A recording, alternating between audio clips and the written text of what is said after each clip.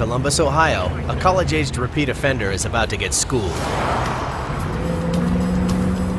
Months ago, this suspect was kicked out of a local university for spending too much time on extracurricular activities, namely carjacking. Today, he returned to campus to steal this car. Now police try to keep up, but at 115 miles per hour, this suspect quickly leaves them in the dust. But while this student-turned-thief may not see any troopers in his rear-view mirror, sometimes it's all about the cops you don't see. During the entire pursuit, I was the acting supervisor at the Mansfield post, and I was monitoring it by the use of radio. Miles from the actual chase, a veteran of several pursuits, Lieutenant James Wernicke is at his command post coordinating troopers' positions. Our procedures state the supervisor will monitor the pursuit where the radio base station is. Wernicke directs backup units into position, and within minutes, cops are back on the suspect's tail. With troopers closing in, the suspect tries to fake them out by pulling off the freeway, then heading right back on. He darts between cars with inches to spare, but not all of his moves are near misses. There were one or two minor crashes, and naturally we stopped and made sure that nobody was injured. Officers won't risk another collision, however minor.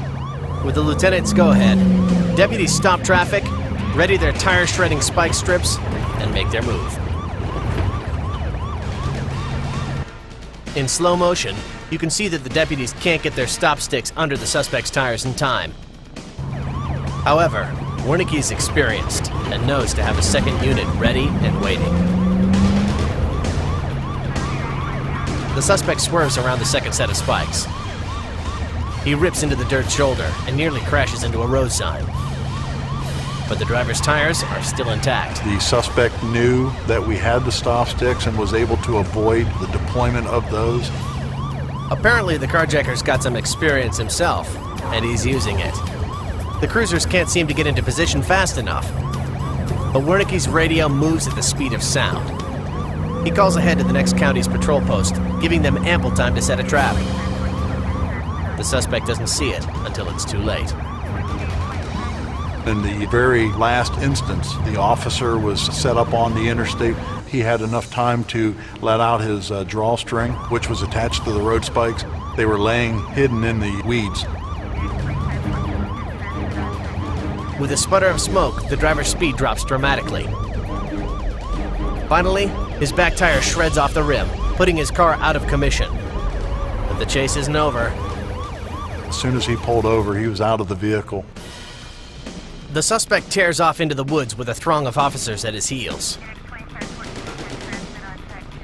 Approximately 2 minutes later, Wernicke is alerted of a successful arrest. His position as a coordinator was essential to bringing the suspect down quickly, but he's not taking the credit. If it wasn't for good, solid decision-making and driving by our officers, we would not have stopped him. And even though the lieutenant's experience enabled him to direct multiple cruisers through 3 counties in the most dangerous conditions, when he finds out why the guy ran, he's reminded that you've never really seen or heard it all. His story to us was he stole the vehicle. He had an appointment with his probation officer in Cleveland, and he had to make the appointment. He didn't want to be late, and he was going to do whatever it took to get to that location.